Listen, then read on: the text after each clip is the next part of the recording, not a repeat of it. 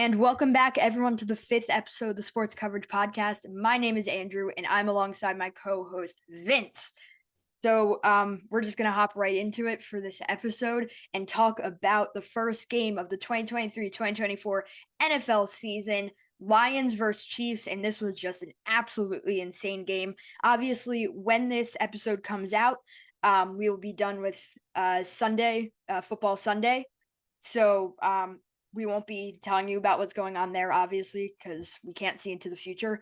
But Vince, what do you think about the first game of the NFL season? I was very happy on how it turned out. I think a lot of people thought that the Chiefs were going to win. And just like how me, you, and Jack said, like we said, when it comes to the Chiefs playing at Arrowhead, they're going to win.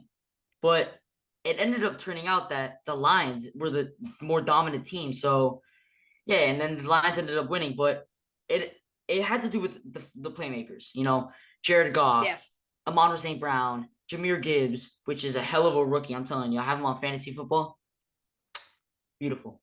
CJ Gardner-Johnson, for example, he won a revenge against the Chiefs, for losing against them in the Super Bowl. So, I like this Lions team, and this is a good start for the season for them.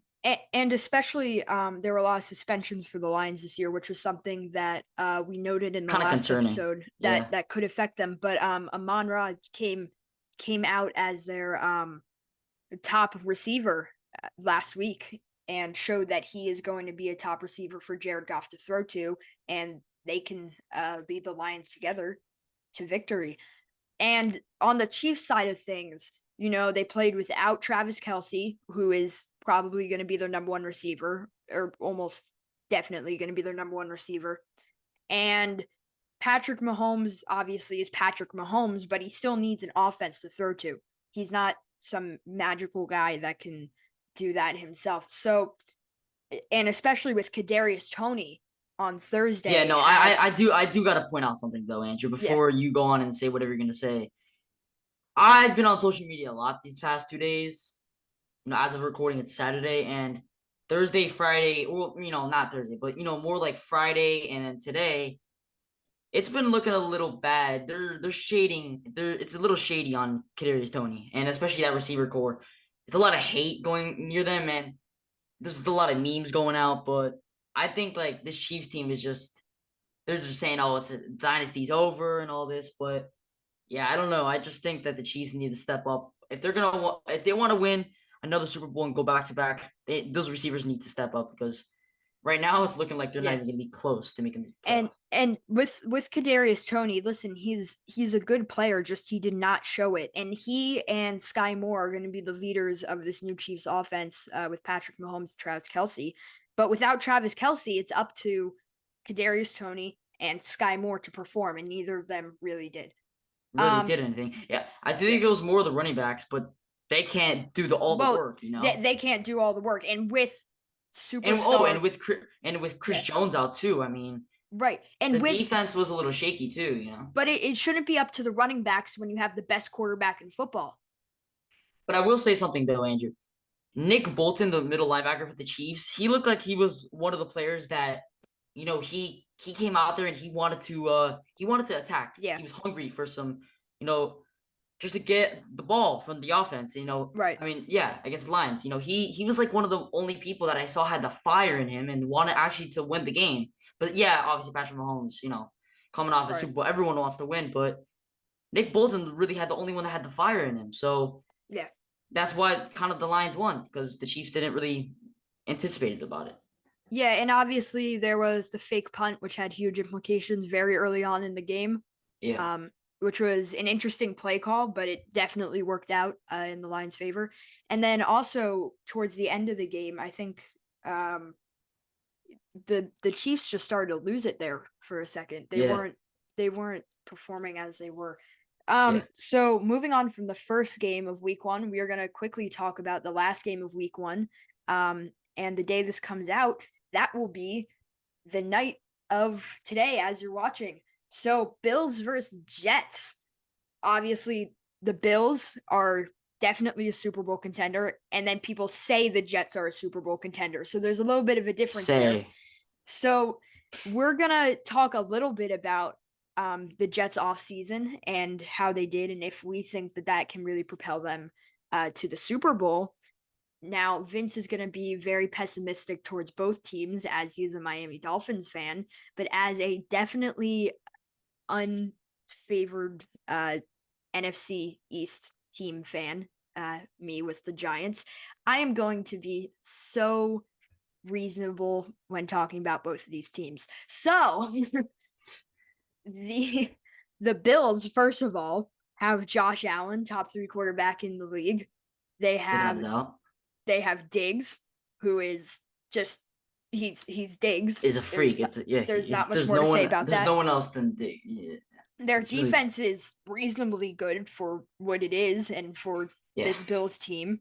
Yeah, but their secondary is a little shaky though. Like and listen, I'm not being like a Miami Dolphins hater here, or like I'm not being a hater against the Bills, but they are shaky. I have to admit, No, yeah, I agree with that, but they're not a bad team, and they're going up against the Jets, who I would say has the most off-season hype of literally any other team. Any season. Well, I mean, any season, honestly. Like, hard. Yeah. Just a little crazy. And that started back in January with the hiring of Nathaniel Hackett as a new offensive coordinator. So what do you think that means for this kind of rebranded team having a new offensive coordinator as well, introducing the coaching staff? Obviously, it's just a lot of getting to know everyone on all sides of the ball, whether it's the coaching staff or the new players. So what do you think about the hiring of Nathaniel Hackett? Yeah, I just think it's not even just Nathaniel Hackett. I think it's any offensive coordinator. When a new offensive coordinator that actually knows how to run an offensive system comes to a new franchise and organization, it kind of helps them. Like it really is just a key to winning. It's a key to success. And we see it with the Dolphins, for example. Obviously McDaniels calls the plays for them as the head coach, but he's kind of like an offensive, like he's a mind of the offense. Like that's what he specialized in San Francisco. So, and see where the Dolphins are now. They're projected to probably go super crazy in the playoffs this year. And it's the same thing with the Jets. So it's not just Nathaniel Hackett. It's every offensive coordinator that actually knows how to run an offensive system. Right. So in this offseason, we're going to skip ahead to March a little bit. For the next big move that the Jets made, they signed Allen Lazard to a 4-year contract. And there wasn't a ton of news around this, but I think it's still a big trade for the it definitely helps. It definitely helps Rodgers though. Like it maybe without a doubt, yeah. Well, I mean, it was probably his favorite target besides Devontae. Like last season, for example. Obviously, he didn't do exceptional, but he played good. Do you think? And obviously, we have to think here that the Jets knew signing Allen Lazard would give even more momentum towards the Aaron Rodgers trade with Aaron Rodgers. Yeah, even before that, expressing that he wanted to go to the Jets. So this is even just another reason.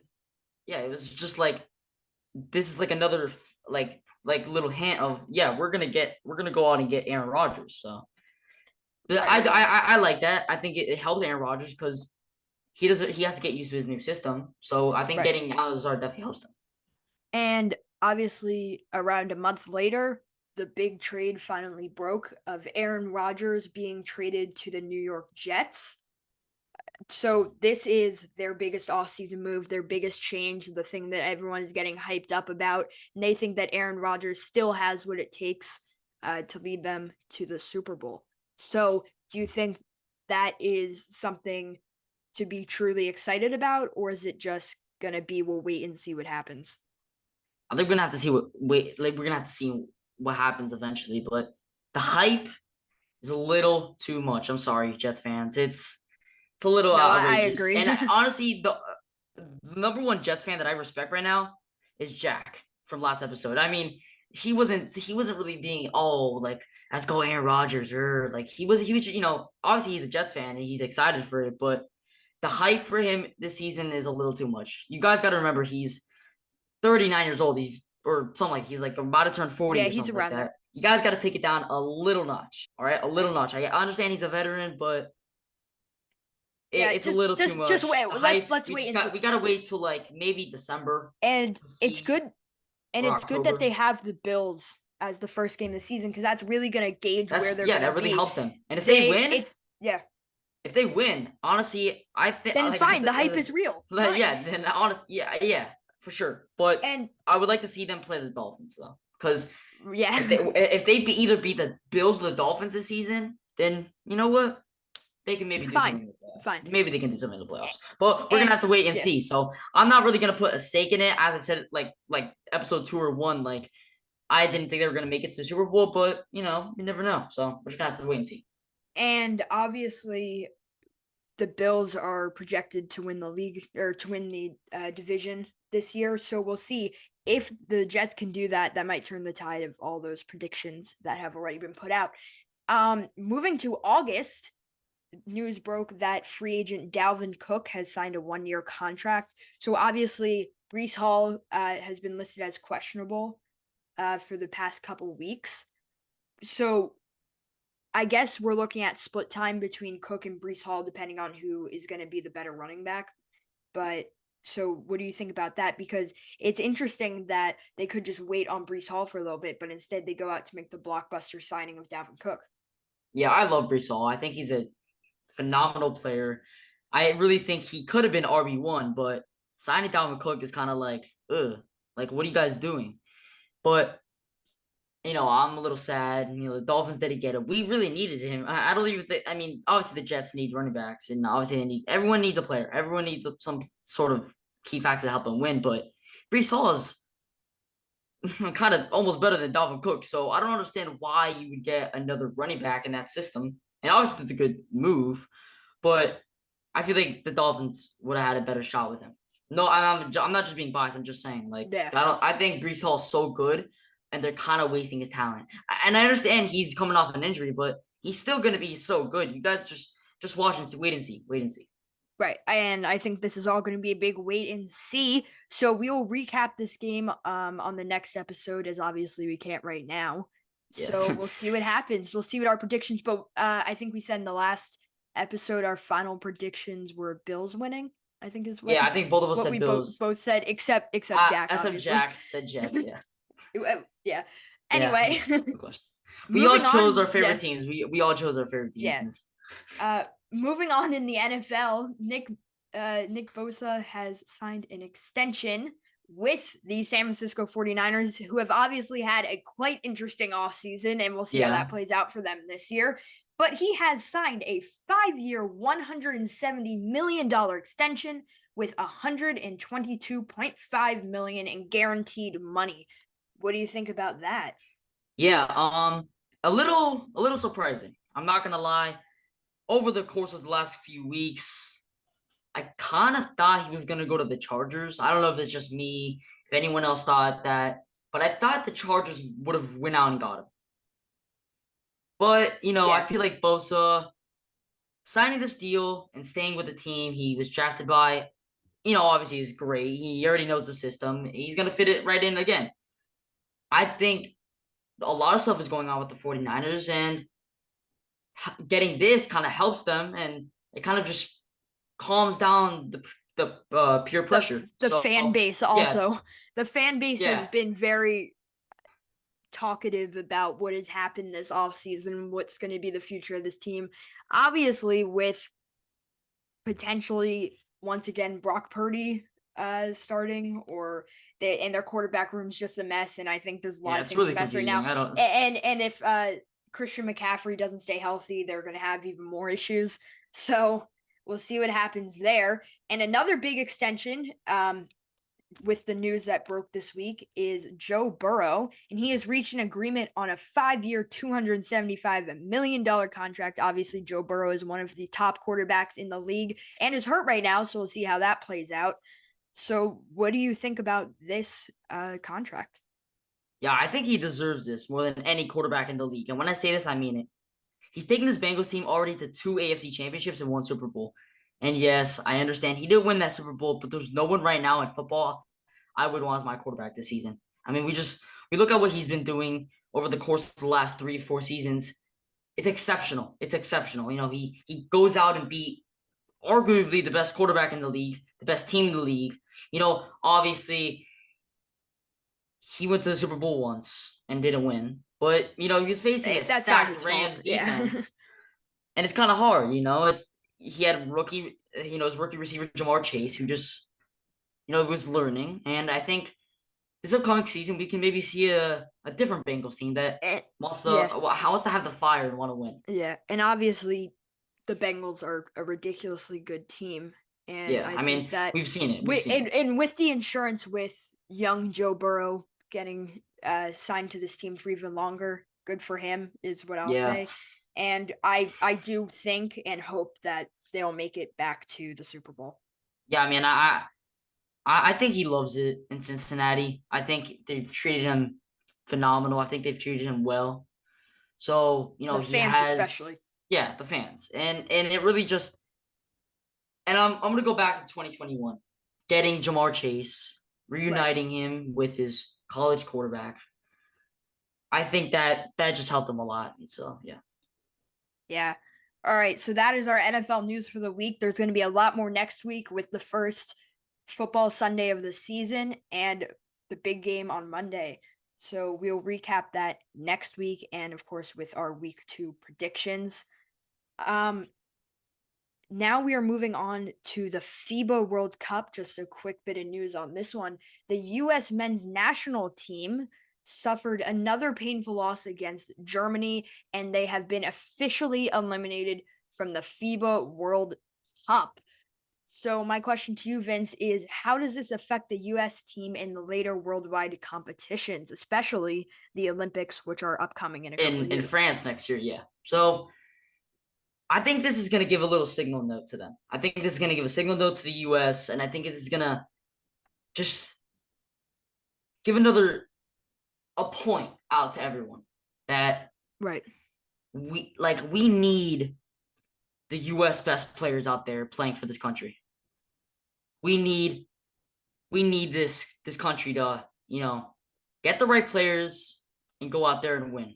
Cuz obviously it's not, the dream team, the redeem team, but listen, if we send our best guys out there to France next year, I think we see an Olympic gold medalist. I think I see ourselves as winning the gold. But it really just depends. Will Kevin Durant want to come and join us? Would Jimmy Butler want to join us? Jason Tatum, LeBron, Steph Curry. I can name a billion players. Yeah. But it's just the right type of guys. And I'm not saying anything to this FIBA World Cup team. I'm not saying there's no shade to them. But listen, they're young. They're young. I know, but they're young. Listen, they're getting used to the environment playing in the Olympics.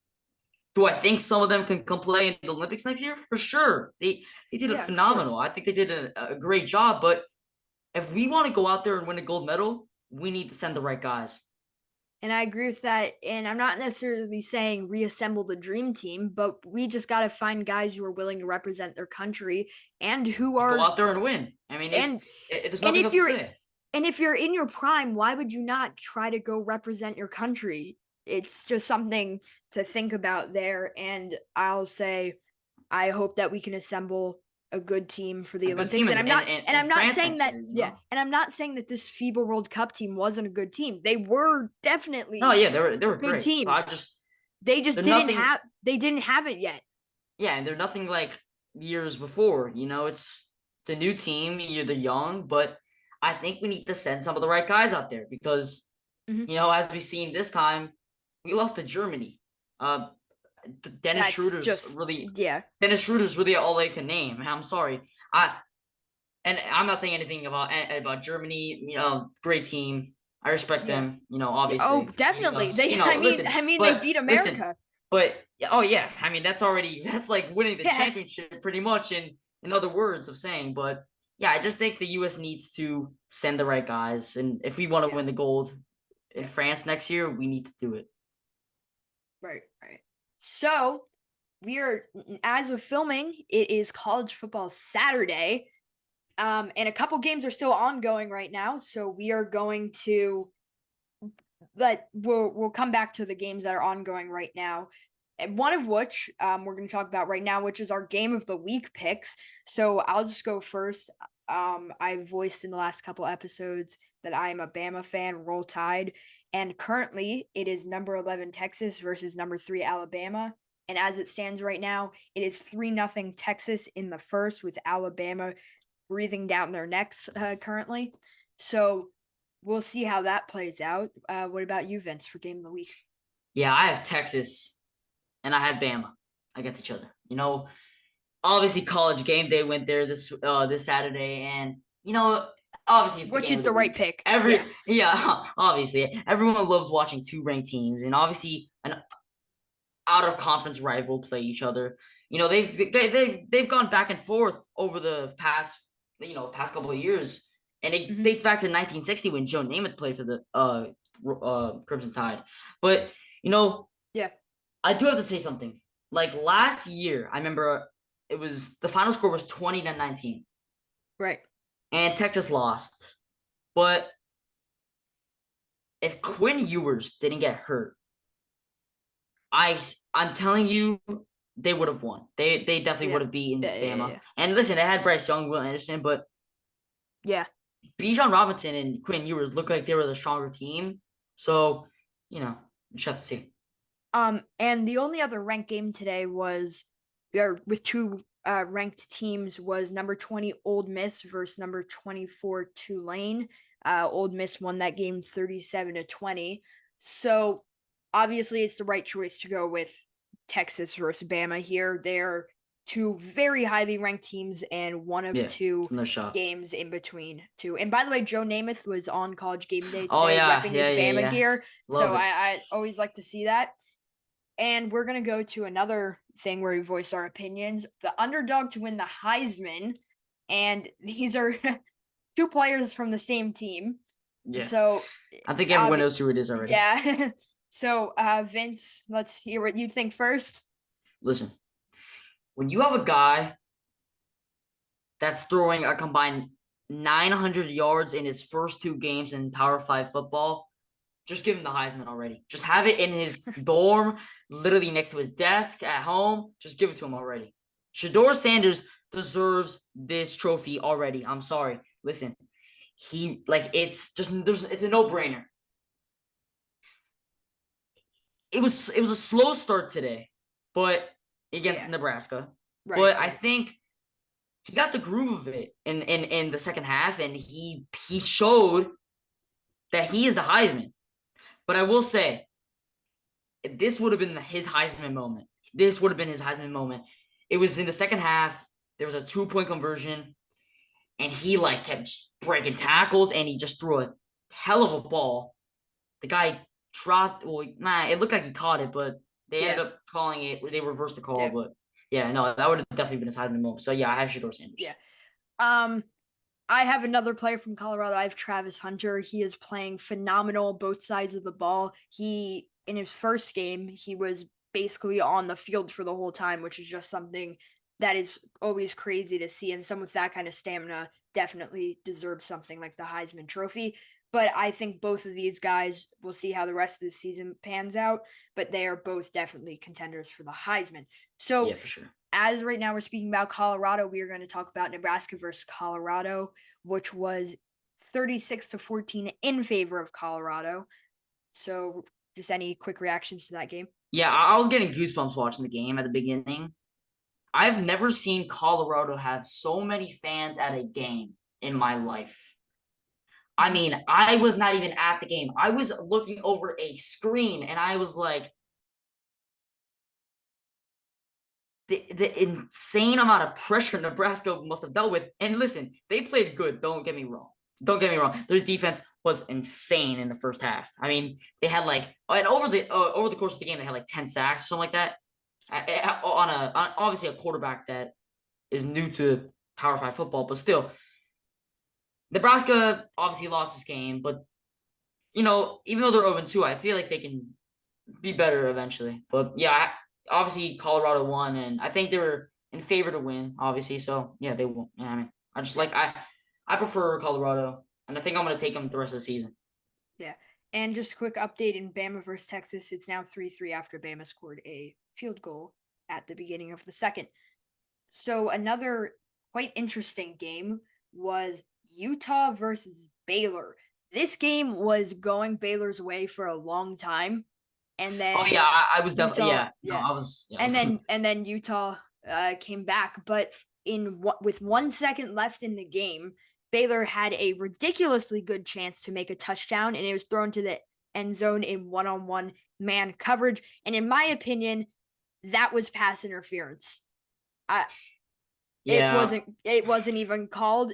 His hands are all over him, but there's nothing we could do about it now. So that game did go in Utah's favor, 20-13, but that really could have changed the scape of the top 25 teams and just of the game in general. If that went to OT, that would have been fun, but it obviously did it, which I was a little bit upset about, because if Baylor won that game, I would be very happy. I'm not a Baylor fan. I would be very happy. You know, they beat the University of Florida last week, and I was not happy. Hopefully, the Gators can get some revenge this week against McNeese, and I'm hoping they can. But obviously back to Baylor against Utah. I think it was a great game. Could have been a huge win for Baylor. But, obviously Utah came out with the win. And I respect everything about that team, but I have some hate for them. I have hatred against them. And Baylor, I mean, I'm not a Baylor fan anyway, but it would have been cool to see him win. I don't know. That's all I have to say about that. Next big game is Texas A&M versus Miami, which the final score was 48-33 in favor of the Miami Hurricanes. So this might make Miami a ranked team, as you've told me before we started filming. I did tell you that. Listen, I was, as a Gators and Miami fan, it's, listen, don't come at me for shot. Like, don't come at me. All right. I know it's a weird little mix, but I love these two colleges a lot. I have a lot of love for them, and everything that has to do with them, I love it. Ever since I've been following college football, I love these both teams. But obviously back to Miami. Man, I thought I was watching Miami in the 90s or in the early 2000s. This team was like, this is something I've never seen before since I've been born. I've never seen Miami play this good since I've been born. I'm not even lying. This might have been one of the best games Miami's played in recent history. And obviously beating a, I wouldn't say like a huge rival, but kind of like a little rivalry. They've been playing a ranked along team, a couple of years. Ranked teams. But it's it's kind of like a little rivalry. I don't know. Maybe it just seems to me like that. But obviously last year they lost to Texas and A&M. I think the year before they lost to Texas and A&M. But now they got to show why Miami should have been the ranked team. And listen, I'm excited. So if they can be a ranked team, I would do anything. If they're ranked, I'll do anything. I swear. All right. But so that's kind of the NCAA for this weekend, and we'll talk more about it in the next episode when we're filming the next episode, which will hopefully be on the next college football Saturday. So we're gonna quickly move on to the MLB, which we haven't talked about in full in a while, but I just wanted, as a Yankees fan, recognize Yankees rookie Jasson Dominguez, who as of yesterday on fire. In his first 7 MLB games has 4 home runs, 7 RBIs, 1 stolen base, 6 runs scored, and 8 hits, meaning half of his hits have been home runs. And obviously the Yankees have an incredibly storied history with just exceptional Hall of Fame center fielders, and everyone thinks that this Jasson Dominguez is going to be the next one. Obviously, Mickey Mantle, Mickey Rivers was incredibly good. All the others, center field, big for the Yankees, and Jasson Dominguez is going to be the next big guy. I do have to say something. I feel like Jasson Dominguez should have been brought up a while ago to the majors. Oh, I don't know. Definitely. I don't know. I don't even want. Don't get me started on that. I know, man. Listen, I'm obviously not the biggest baseball fan. I've kind of gotten away from baseball since I've gotten older, but I still pay attention, and I see Jasson Dominguez in the minors, and I'm like, to myself, I'm like, he should be brought up to the majors already. I mean, look what he's done. 4 home runs and 8 hits. Half of his hits are home runs. I mean, that's something like, that's insane. That's like video game. That's like MLB The Show numbers. Yeah. I mean, that's like, well, obviously not on rookie mode on Road to the Show, but maybe something else. But, I shouldn't talk. I use rookie mode all the time. But back to the MLB. 4 home runs is, pretty huge. So, I will say that. And another big news coming from the MLB, the 3,000 total stolen base has been stolen in MLB this season, which definitely proves the effectiveness in the new rules, which were meant to increase steals. Those being increasing bases, pitch count, and limited pickoffs. So you've seen that worked. And the last time the 3,000 mark was hit was in 2012, and the league is on pace for getting the second most steals in a season starting in 1920. This is huge. I love it for baseball.